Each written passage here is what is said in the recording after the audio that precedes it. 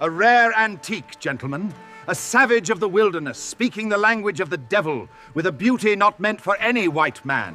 He bought a Cherokee girl for $10, set her free, but she whispered, "Can I stay, even if I'm free?" Hollow Rock, 1,878. Dust. That was the first thing Ayanna felt.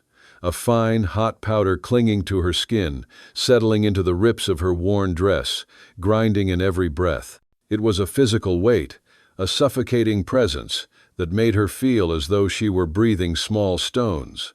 The Hollow Rock sun was merciless, an unforgiving tyrant that poured down into the town square like a heavy liquid, blurring every line and turning the very air into a massive forge. The roar of the crowd, the clatter of old wagons, and the shrill calls of a slave trader blended into a crude symphony, a noise that could only be created by chaos and desperation. Ayanna stood at the center of it all, her oak-colored eyes holding an uncanny stillness. Her wrists were chained to a wooden post, the cold metal rings chafing against her sun-scorched skin. She could feel every scratch on her wrists and the weight of the chain, a weight that was not just physical, but spiritual.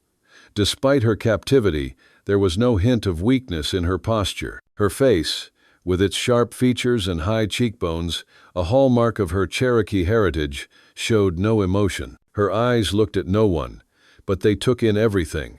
The grimacing faces of the gold miners, the idle curiosity of the few women standing at a distance, and above all, the filthy grin of Orson Pike, the man who reeked of old liquor and sour sweat. "Look here."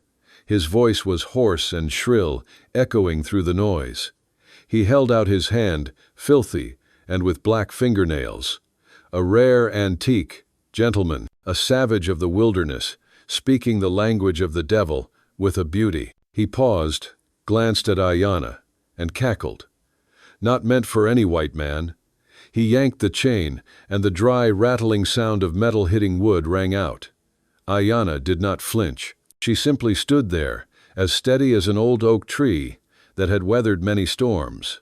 She had learned that fear was just another language for them to mock. Like the desert wind, they would blow through and leave a scar, but they could never break her. She listened to the sound of the desert wind blowing through the cracks of the square, the lonely, weak call of a bird.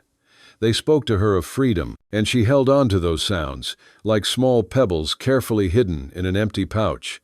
They could hold her body captive, but they could never take away the songs of the wind, the smell of salt. Elias Blackwood closed his eyes and took a deep breath. It was a dry, strong, clean scent, a stark contrast to the foul odor of Hollow Rock. He stood next to his small wagon, an empty sack over his shoulder. His work here was simple: trade the pelts he had hunted for salt and ammunition. Elias did not look at the crowd. He was all too familiar with the cruelty and indifference of towns like Hollow Rock. They were the scars left by war and greed on the body of this land, and he had learned to ignore them, just as he ignored an old wound. He was a man of silence. Every word he spoke had a purpose, never wasted. His face was etched with the lines of sun, wind, and sorrow. His eyes were always fixed on some distant point on the horizon, as if his soul was never truly present. The buckskin jacket he wore was worn and frayed, but it was clean, and the rifle he carried was well cared for. Everything about Elias spoke of one thing: he was a man who lived alone and needed only to be alone. He heard the commotion in the center of the square suddenly grow louder. Elias simply raised an eyebrow slightly. Probably another brawl, or something similar. He took the sack off his shoulder and placed it on the salt merchant's scale. 50 pounds, his voice was low, rough, and devoid of emotion, and 2 boxes of .44 rounds. He avoided the gaze of the merchant, who was still staring blankly at the crowd. A dry gust of wind blew through, carrying a thin layer of dust. Elias frowned. He felt a sense of unease, not because of the noise, not because of the dust, but because of the heavy, uncomfortable feeling in the air, something different from the usual chaos. He turned his head. For the first time since arriving, he saw the crowd surrounding a post. He saw a man auctioning something. And finally, he saw Ayanna, his eyes fixed on her form, on her determined silence amidst the storm of humiliation. He felt no pity. He felt a stark truth. That girl was not a piece of property. She was a human being stripped of life, and in her eyes he saw a faint flicker, a flicker of resilience, and he was reminded of the flicker that had once existed in his own heart. Orson Pike was in the middle of his auction. He had moved from words to actions, grabbing Ayanna's collar, forcing her to face the crowd, boasting crudely. "Come on, who will bid? $10. Just $10 for a piece of." He was cut off by a low voice. $10.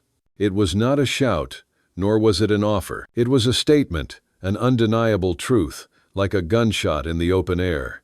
The entire crowd fell silent.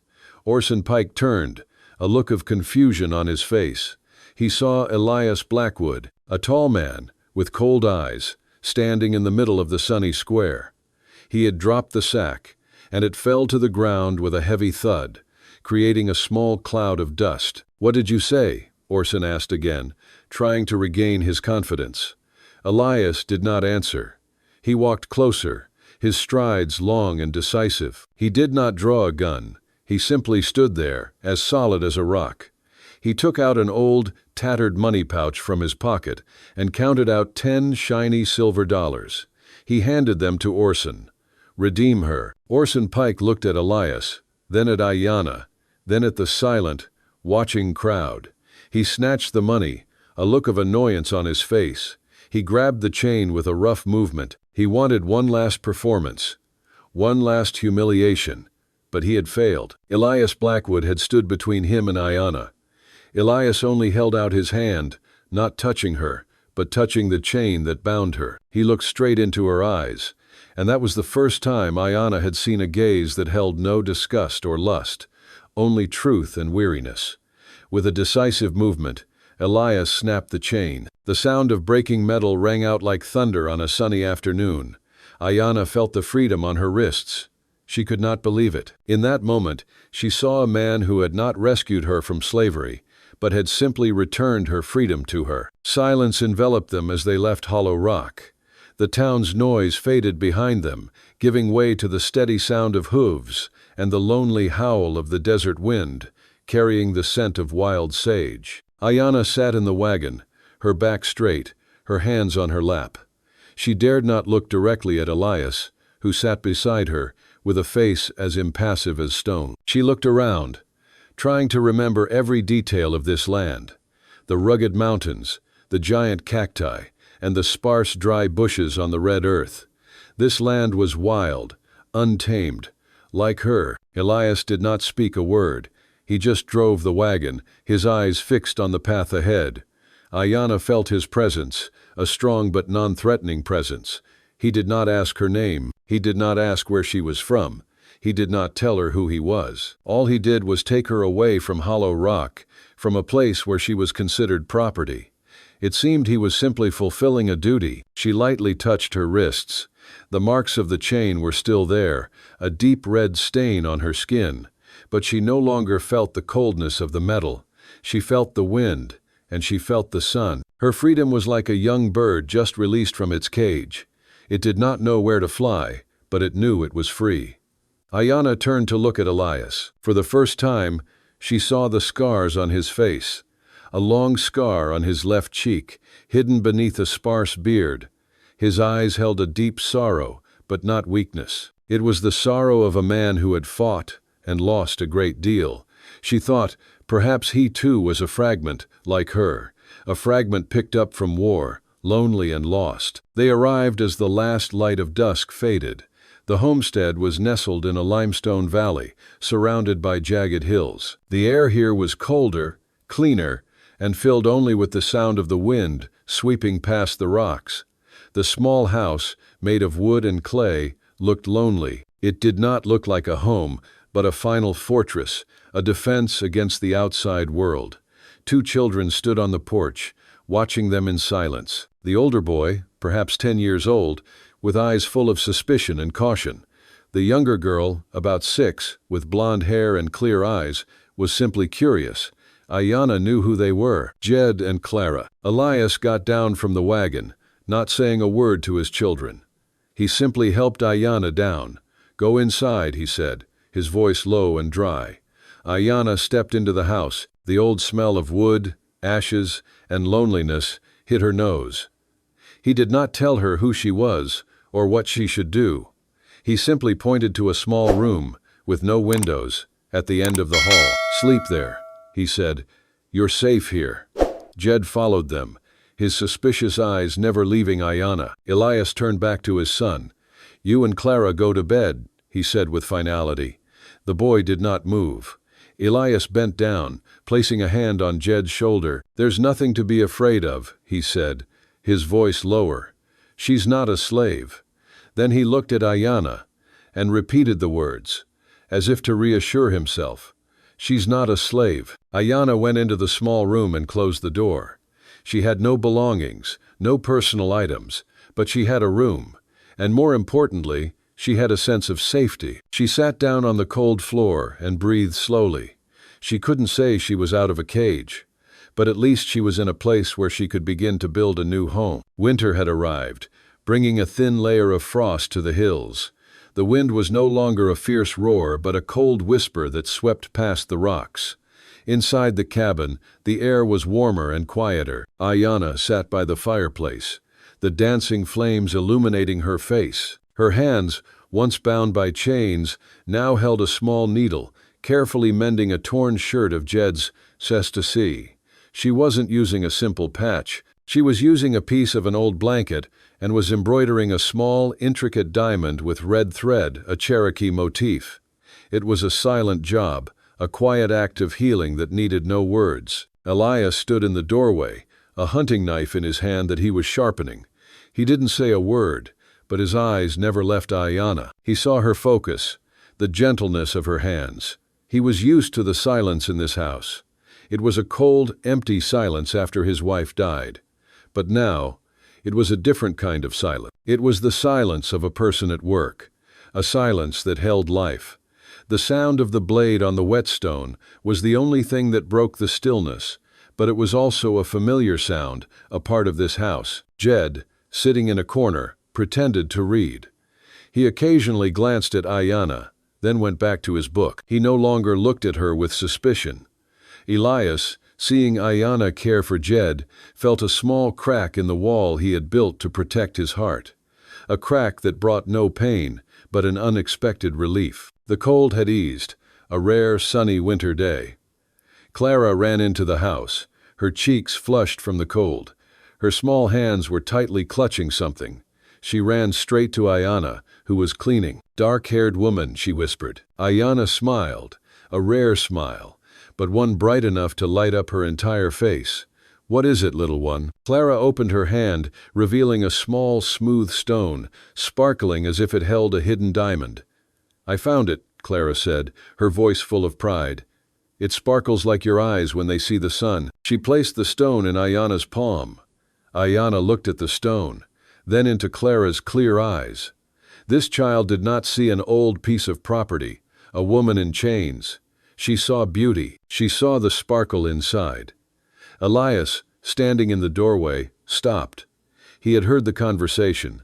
He had seen the smile on Ayanna's face, a genuine and bright smile. He turned his back and quietly walked out, leaving the two of them alone in that moment. After the snow melted, the valley began to breathe again, its dormant life stirring beneath the thawing soil. One afternoon, Ayanna sat under the sprawling branches of an ancient oak tree, its bark gnarled and thick like the hide of an old beast. She was weaving a basket from willow branches, her nimble fingers working with a rhythm as old as the tree itself. The air smelled of wet earth and pine, and the sound of a distant hawk was the only thing that broke the quiet harmony. Clara, drawn by the methodical movements of Ayanna's hands, came to sit beside her. She had a doll made of corn husks, its face a simple stitched smile. "Tell me a story," Clara said, her voice a small breeze. Ayanna paused, her fingers still. She had spent a lifetime holding back her stories, her language, her history. It was a vulnerability she had never allowed herself to show. She was a woman of silence, a guardian of things unseen, but Clara's eyes were filled with an innocent light that disarmed her. Jed, who had been chopping wood a short distance away, stopped to listen. He pretended to be focused on his task, but his movements were slower. His body turned just slightly toward the shade of the oak tree. He had learned to be suspicious of stories, to see them as a way to hide the truth. But there was something about Ayana's silence that was different. It was a silence that promised truth, not deception. Ayana looked at Clara, and a flicker of a smile touched her lips. She began to speak, her voice low and melodic, like a hidden stream in a canyon. Long, long ago, she said, her hands never stopping their work, the Great Spirit gave the animals two paths. One was the path of the sun, and the other was the path of the moon. The wild horse, full of fire and spirit, chose the path of the sun. He ran with the sun, his mane aflame, his hooves like thunder. He was free, but he was also alone. The forest wolf, with her soft paws and wise eyes, chose the path of the moon. She moved with the shadows, her fur silver, her howl a song to the night. She was part of a pack, but she longed for the light. Ayana paused, a willow branch woven perfectly into the basket. Clara was mesmerized, her little hands gripping the doll tightly. Jed, forgetting his pretense, dropped his axe and slowly walked closer, his eyes fixed on Ayana's face. One day, Ayana continued, her voice gaining a quiet power, the sun's fire and the moon's shadows met in the sky. In a great storm, the wild horse ran from the lightning and the wolf hid from the thunder. They were two halves of the same world, but they could not be together. The Great Spirit saw their loneliness and gave them a choice. The wild horse could continue to run free, but alone. Or he could choose to walk the path where the sun and moon meet, a path where he would not be tamed, but would choose to run alongside a companion. Jed knelt down, not caring about the dirt on his pants. "What did the horse choose?" he asked, his voice raw with a sudden, powerful curiosity. Ayana looked at him, and her smile returned, softer this time.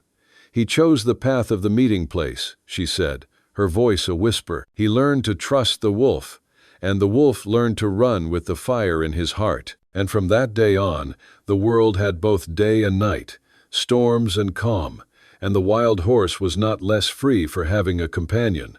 He was more." Clara clapped her hands with delight. "That's a beautiful story," she exclaimed. Jed remained silent for a long moment, pondering the words. "They weren't caged," he finally said, more to himself than to anyone. "They were just chosen." Ayana simply nodded, her eyes soft. From the doorway of the barn, Elias watched. The sun was dipping below the horizon, painting the sky in colors of orange and pink, a mix of sun and moon. He had seen the children, two wild creatures themselves, sit still and listen to Ayana. He had seen the way Ayana, a woman he had bought to give her freedom, had given a part of her own soul to his children. He saw her weaving not just a basket, but a family, a story of things not tamed, but chosen. In that moment, he realized that he had not just redeemed her from a life of slavery, he had redeemed his entire family. And he was not a solitary oak tree anymore, but part of a new forest. Dusk, the desert sky was on fire. Streaks of orange, red, and purple blended into a majestic painting. It was a raw beauty, a proud display of nature. Ayana stood on the porch, alone, looking towards the horizon. She was learning to read the language of this land. She knew that the brilliant red of the sky meant wind was coming. She knew that complete silence meant a storm was approaching. Elias walked out and stood a short distance from her. He said nothing, just stood there with his arms crossed. They were not a romantic couple. They were two lonely people, two wounded souls, standing next to each other, sharing a peaceful moment. The silence between them no longer held the tension of the early days. It had become something else, an understanding that needed no words, a quiet respect. The wind blew through, catching her hair, making his shirt flutter. Elias suddenly had a thought. He had bought her freedom, but perhaps she had brought him something much more valuable, a quiet companionship. Jed had always been a serious child. He had to learn to grow up very early, when his mother died. He had witnessed his father's breakdown, and he had built a wall to defend himself. He didn't trust Ayana. He had seen how white people discriminated against her, and he was afraid she would bring trouble. One afternoon, he was chopping wood in the barn, and Ayana walked past. He stopped, the axe in his hand. "Why are you here?" he asked, his voice small but full of challenge. "My father already paid for you to leave." Ayana sat down on a pile of dry hay, looking straight into his eyes. "Your father bought my freedom," she said, her voice calm. "And he gave me the money. But I decided to stay." "Why?" the boy asked again, his voice trembling. "What do you want from us?" Ayana didn't answer right away. She looked towards the wild horses running on the distant prairie. "I don't want anything," she said. "I just want a home, a place to belong, not to be caged. Like those horses." She looked back at Jed, and her eyes held an understanding. "They aren't owned by anyone, but they choose a herd to belong to. So do I." Jed fell silent, his eyes looking at the horses, then back at Ayana. He had seen the truth in her words.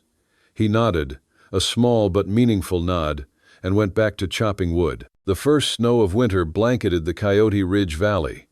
The wind blew fiercely, and large snowflakes hit the window like small stones. Elias walked into Ayana's small room, an old leather pouch in his hand.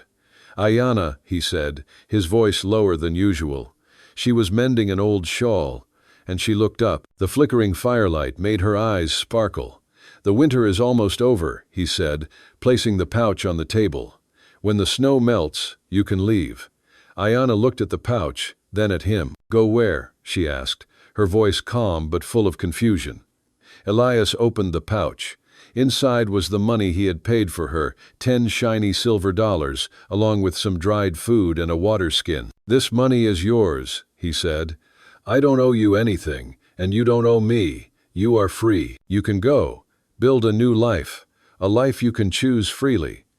Ayana looked at him, her eyes no longer as calm as before. In that moment, she felt as if her heart had cracked, like dry earth meeting the first rain. She saw his kindness, but also his rejection. She saw him wanting to send her away, not because she was bad, but because he couldn't accept a new bond. Ayana did not touch the pouch. She looked straight at Elias. Outside, the wind howled, and the snowflakes fell thicker and thicker. The small room became tense. "I can go," she said, her voice trembling slightly. "But I don't want to. No place needs a person like me more than this place." Elias frowned. "You can find a job," he said, his voice sounding forced. "You can build a life again.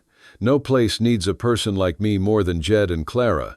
Ayana cut him off. She stood up, her eyes sparkling strangely. "And no place needs a person like me more than you."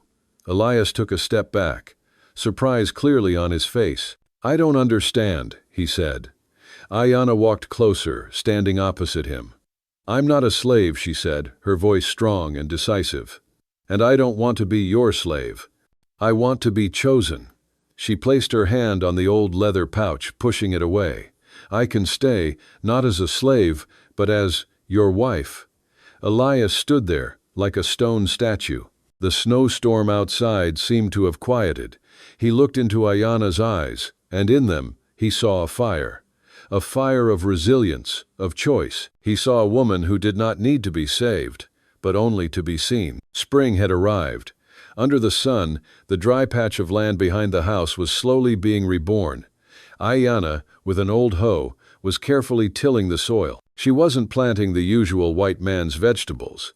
She was planting corn, beans, squash, and a few wild herbs she knew from her tribe. Her hands, once familiar with embroidery thread, were now familiar with soil. She dug, she nurtured, and she whispered to the seeds, just as she whispered to her own soul.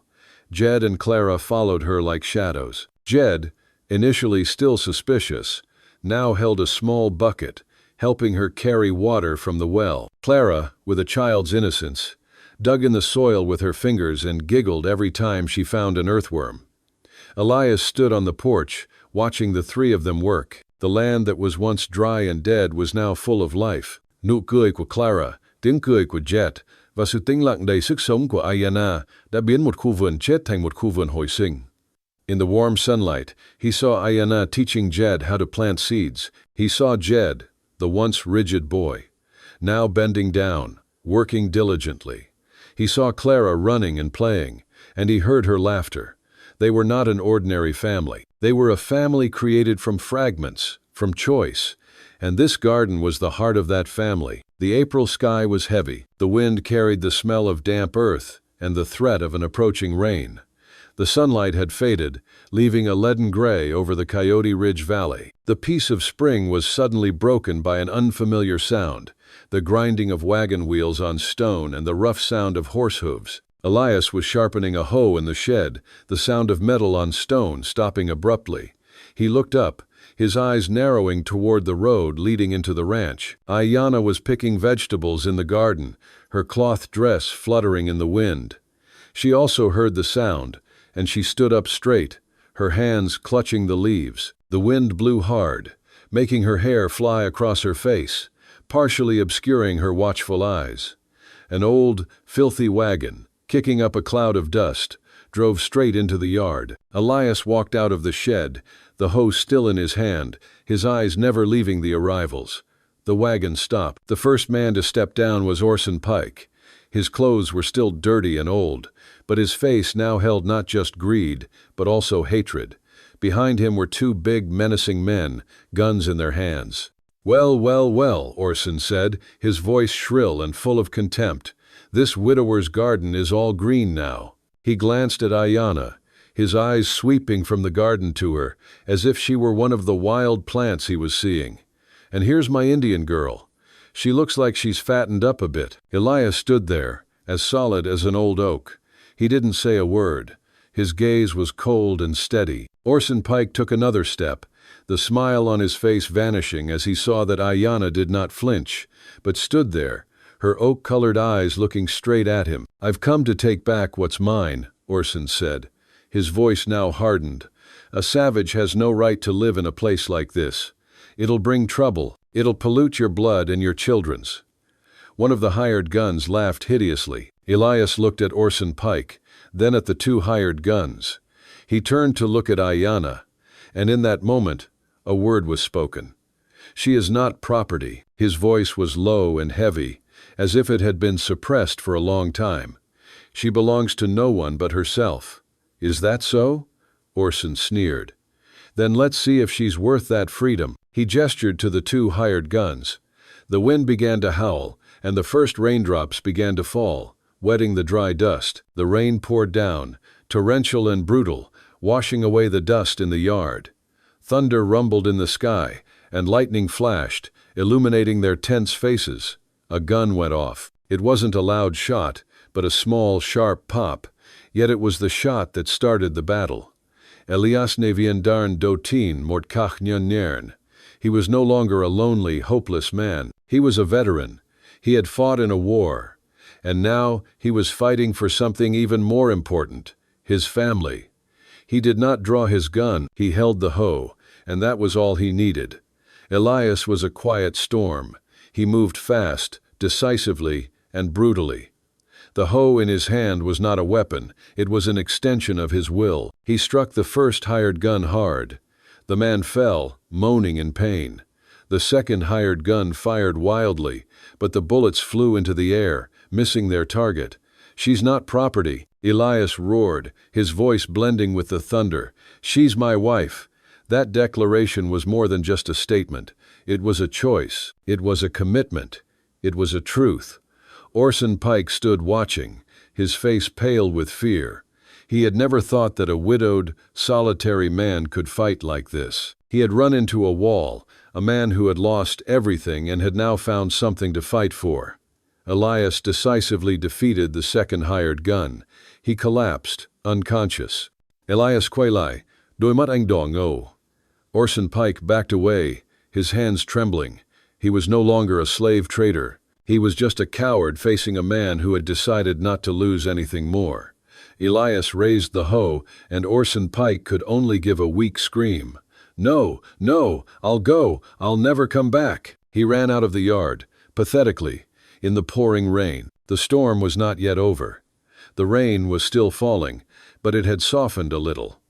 The ranch yard was now a muddy swamp, covered in blood and rainwater. Elias stood there, the hoe in his hand falling to the ground. He was breathing heavily, a wound on his shoulder bleeding. He felt no pain. He only felt the emptiness after a battle. He looked towards the house, where Jed and Clara were hiding behind the window, their eyes wide with fear.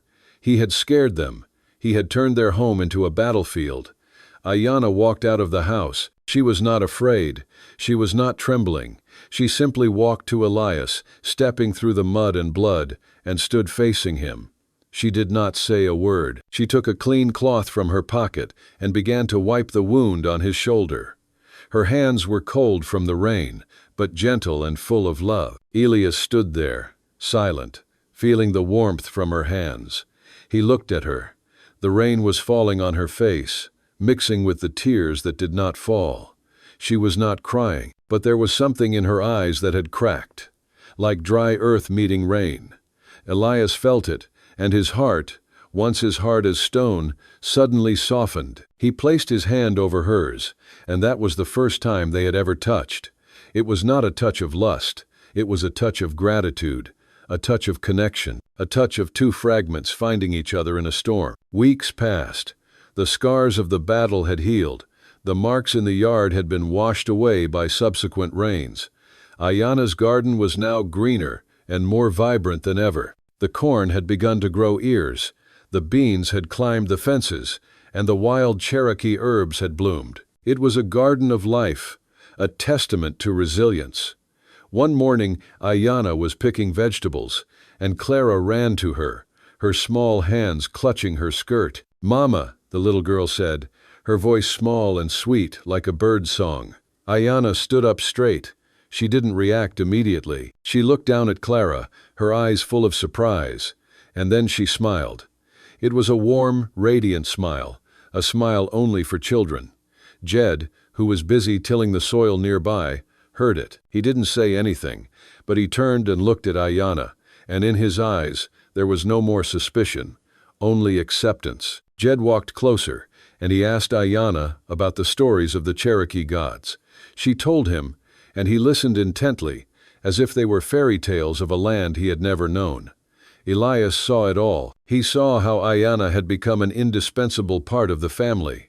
He had found a woman not to replace his wife, but to become a part of a new story. That night, after the children had gone to sleep, Ayanna sat by the fireplace. She was holding a worn dress of Elias's late wife. It was a simple dress, but it was a relic, a symbol of his past, of his pain and loss. The dress had a few tears. Ayanna took a needle and thread, and she began to mend it. But she wasn't just mending. She was embroidering Cherokee patterns onto it. She embroidered images of birds, flowers, diamonds, and circles, all with vibrant colored threads, a perfect combination of what was lost and what was found. Elias walked in, and he saw her at work. He didn't say a word, just stood there, looking at the dress. He saw the patches. He saw the Cherokee patterns. It was a moment of truth. Ayanna was not a replacement. She was a connection. She had not tried to erase his past. She had embraced it, and she had woven a part of herself into it. Elias felt something break inside him. He didn't cry. He didn't shout. But a single tear rolled silently down his cheek, fell, and disappeared into the darkness. It was a tear of release. A year later, the Coyote Ridge Ranch had completely changed. It was no longer a lonely place. It was a home. Ayanna had taught the children to read in English, and Jed and Clara had taught her country songs. Elias had built an extra room, a small room, with a large window, where the sunlight could pour in. It was a place where they gathered, where they laughed, where they told stories. A year after the storm, the September sunlight was golden and gentle, blanketing the Coyote Ridge Valley. The air carried the smell of dry earth, ripe corn, and smoke from the kitchen chimney. It was a new rhythm, a rhythm created not by loneliness, but by life. Elias was sitting on a wooden chair, carefully carving a small wooden horse for Clara. He was no longer the silent man who only knew how to hide from the world. He was still quiet, but there was a warmth, a gentleness in his eyes. Ayanna stood beside him, hanging up cloths embroidered with intricate Cherokee patterns. The sunlight hit the colorful threads, making them sparkle like dewdrops. They didn't talk much, but they felt each other's presence, a presence that was full and safe. Jed and Clara were playing in the garden, which had now become a small wilderness of their own. Wild Cherokee flowers bloomed next to the rows of corn, and the children ran and played, their laughter echoing through the valley. Jed, the once rigid boy, was now more open. He had learned that strength was not just in protecting, but also in loving. Ayanna looked at Elias, and she saw him smiling. It wasn't a big smile. It was just a slight curve of his lips, a smile created by contentment. Anh đưa con ngựa gỗ cho cô xem. Thế nào, anh hỏi, giọng anh dịu dàng. Ayanna lấy nó, vuốt ve lớp gỗ nhẵn bóng. Đẹp lắm, cô nói, và cô đặt nó vào túi áo của mình. But the horse in my heart will never be tamed. Elias looked at her, and he understood. He hadn't tamed her. He hadn't caged her. He had chosen her. At dusk, they stood on the porch, together. The sunset was pouring down, illuminating the valley. The landscape was still the same, wild hills, giant cacti, and a vast, boundless sky. But the house was different. The house now had a new room, with a large window. The warm light from inside spilled out, illuminating their faces. Elias placed his hand over Ayanna's. His palm was rough and calloused from labor, but it transmitted a warmth to her, a sense of safety. She felt the beat of his heart, steady and strong. She no longer felt the coldness of chains. She only felt the warmth of his hand. Elias looked towards the horizon, then into Ayanna's eyes. He didn't say a word. He didn't need to. Everything had been said through actions, through choices, through love. He was no longer the man of the past. She was no longer a piece of property. They had found each other. They had chosen each other. I am no longer the old man, Elias said, his voice low, hoarse, and full of emotion. You are no longer a piece of property. We are a home. Ayanna didn't answer. She just squeezed his hand, and they stood there, together, under the reborn sky of Hollow Rock, where free souls had found a place to belong, not to be caged.